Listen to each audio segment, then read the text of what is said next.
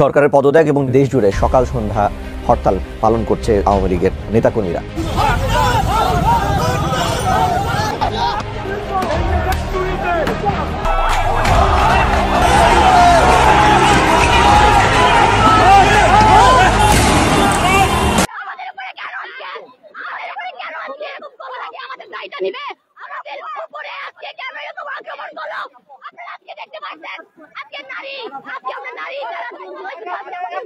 পাঁচই আগস্ট শেখ হাসিনার বিদায়ের শেষ দিন হলেও আজ 5ই আগস্ট ঘটে গেল চাঞ্চল্যকর এক ঘটনা। ডক্টর ইউনূসের পদত্যাগের দাবি নিয়ে আওয়ামী লীগ ও ছাত্রলীগের নেতাকর্মীরা ঢাকা দখলের চেষ্টা করে সেখানে কিছু কিছু এলাকায় তারা গাড়ি ভাঙচুর সহ পুলিশের সাথে দাওয়া পাল্টা দেওয়া ঘটায়। তবে এই বিষয় নিয়ে বৈঠক করতে সেখান দিয়ে যাচ্ছিলেন নাহিদ ইসলাম সহ অন্যান্য এনসিপির নেতাকর্মীরা। তখন সেখানে থাকা ছাত্রলীগের নেতাকর্মীরা তাদের গাড়িতে ভাঙচুর সহ তাদেরকে ধরে টানা হেঁচড়া শুরু করে। যদি 30টা আসন্ন হয় সারা বাংলাদেশে এনসিপির নেতারা তাহলে মেয়ে শাহবাগে আত্মহত্যা করুন গলার দড়ি দিয়া। আমার মনে হয় মেসে থাকতো, প্রাইভেট পড়া খেত।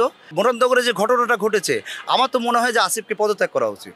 কনস্টেবল সুমন তাকে তাৎক্ষণিকভাবে এত গুরুতর আঘাত করেছে, তার মাথার একদম ইন্টারনাল ইনজুরি হয়ে গেছে এবং স্কাল ভেঙে গেছে।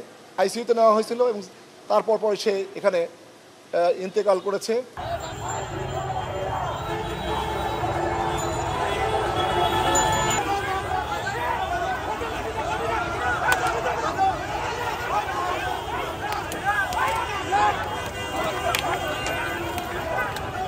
এক পর্যায়ে পুলিশের অবস্থানে পিছু হটতে বাধ্য হয় আওয়ামী লীগের নেতাকর্মীরা। 5ই আগস্ট যে এমন পরিস্থিতি তৈরি হবে সেটি কল্পনাও করতে পারেনি ইউনূস ও এনসিপির নেতাকর্মীরা।